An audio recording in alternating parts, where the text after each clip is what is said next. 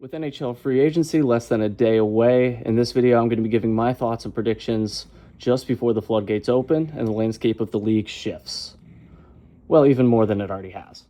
Before I get into my predictions, I'd just like to preface by saying that the only sources I'm basing these predictions off of are the sources buried deep in the inner depths of my imagination.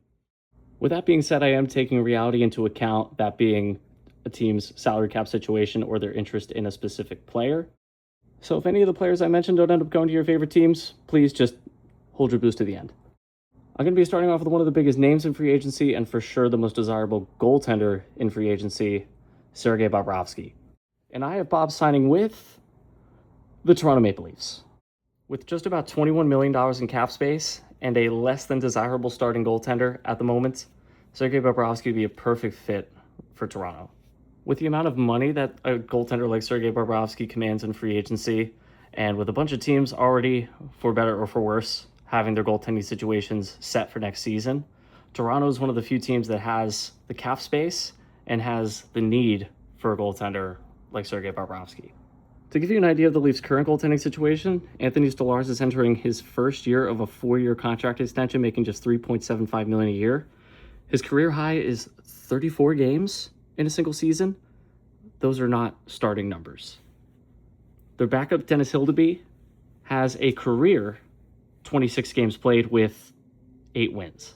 With that in mind, and taking into account how aggressive John Chaika has already been this offseason, bringing in Darren Radish with a massive contract extension, with the Morgan Riley trade rumors, and also adding Gavin McKenna, and the pressure of potentially losing Austin Matthews in a couple of seasons, with the cap space that they have, it is more than likely that the Leafs take a swing at a goaltender the caliber of Sergei Bobrovsky, 2-time Vezina winner, 2-time Stanley Cup champion. It just makes all the sense in the world. Another team I've seen Bob linked to quite a few times are the Edmonton Oilers. And while I'd love nothing more for Connor McDavid and the Edmonton Oilers to finally have a number one goaltender, it just doesn't make any sense. The Oilers, while they have a problem in the net, they have just as many problems outside of it. In the net, Tristan Jarry making just over $5 million a year is not ideal. On defense, the Evan Bouchard, Darnell Nurse, and Jake Wallman contracts are absolute anchors. They have not been able to move Darnell Nurse just yet. Maybe if they had, they would have the space, but right now they don't. And on top of that, they're losing a lot of forward depth in free agency. Adam Henry, Kasperi Kapanen, Jack Roslovic, just to name a few, all expiring. The Oilers have other needs. Unfortunately, I just don't think Bobrovsky is a fit in Edmonton unless they can create more cap space overnight. While Bobrovsky is going to be 38 years old next season, I still think he has a lot of great hockey left, and especially the way goaltending is now in the NHL, you throw him in a tandem with Stolarz, not play every single game, and then put him in for the playoffs, the Leafs will finally have some stability back there, I think, for the first time in a while, potentially since Ed Belfour. Up next, I've got defenseman Rasmus Andersson going to the New York Rangers. This is a bit of a homer pick for me. I am a New York Rangers fan, but I do think it makes all the sense in the world. Everyone's going to be spooked by the fact that it's going to be a massive contract, and they're going to point to the fact that he only gets 6 points in the entire playoffs this year with Vegas. Wasn't a huge fit, but he still had an extremely productive season. 17 goals, 47 points. And you look at the Rangers' blue line, they've got very minimal offense coming from anybody who's not this guy. You look at the Rangers decor right now, I would have Gavrikov and Fox set. That's an awesome offensive-defensive defenseman pairing. Next year, if Albert Smits makes the team, that's great, but he's another defensive defenseman. Will Borgen, while he's a decent two-way defender, again, not going to give you a ton offensively. Braden Schneider could be on the way out. Matthew Robertson, again, decent both ways, but not going to give you a ton of offense. If Adam Fox gets hurt, or that second power play unit heads out there without Adam Fox, there's just simply no offense coming from the back end. Gavrikov was able to pot a few goals last season, which was great, but you don't have a puck carrier. You don't have a guy who can make that breakout pass. The cap is going up. That's going to be said a lot throughout this free agency. The cap is going up, and the Rangers have plenty of space. Even without moving Vincent Trocheck, which I think they still may do this offseason, they still have $15.6 million in cap space, even after signing Dorofeyev to $11 million a year. And again, that's still without the potential Trocheck deal.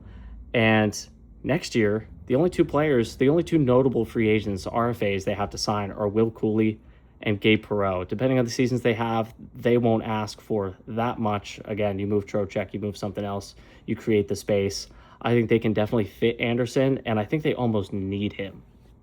Chris Drury stated multiple times that this is a retool, not a rebuild. I think this is just another aggressive move. You look at what he's done recently, bringing in Dorofeyev, giving up first-round picks for him, giving him $11 million a year, bringing in Albert Smits, the most NHL-ready defenseman in the draft, most likely hoping that he makes the team out of camp. Especially if Braden Schneider is dealt as well. Anderson slots perfectly in the second pair right deep position, whether he plays with Smits or Borgen or Robertson, we would see.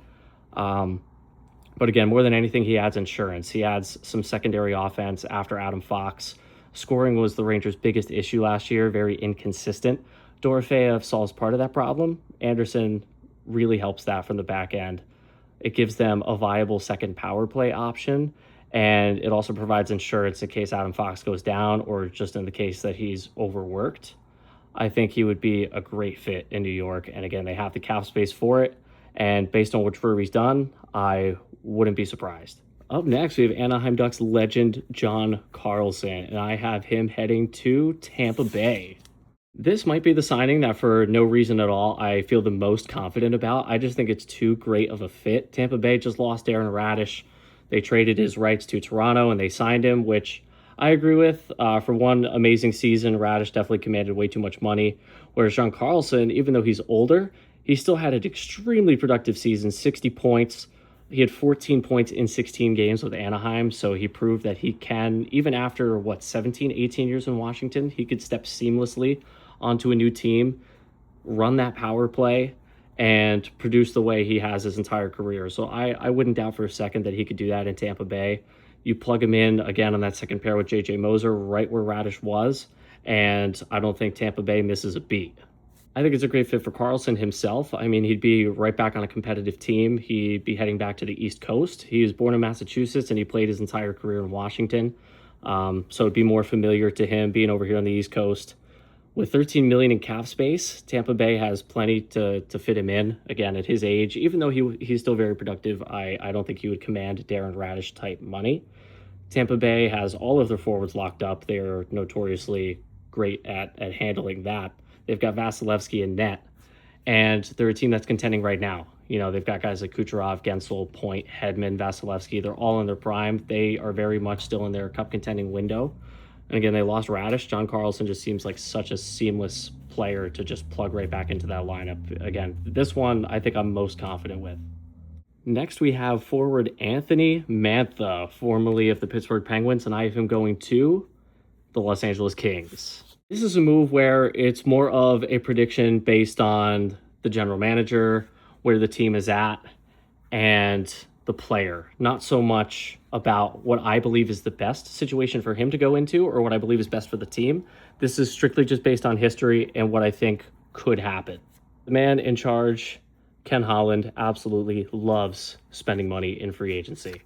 Cody Ceci, Brian Dumoulin, with those contracts, the Kings' D-core is pretty well locked up, but what they desperately need is another scoring forward. Kind of like the Rangers, the Kings' biggest weakness last year was scoring goals. They added Artemi Panarin at the deadline, and he definitely helped. He was amazing as always for the Kings. But you look at their top six, Trevor Moore severely struggled last season. He's a great player, but he definitely had a down year. And when you go down the depth chart, it gets a little thin. I think you plug in Anthony Mantha on that second line right wing, you can move Trevor Moore down, and it gives you quite a bit more depth and a few more options to play around with.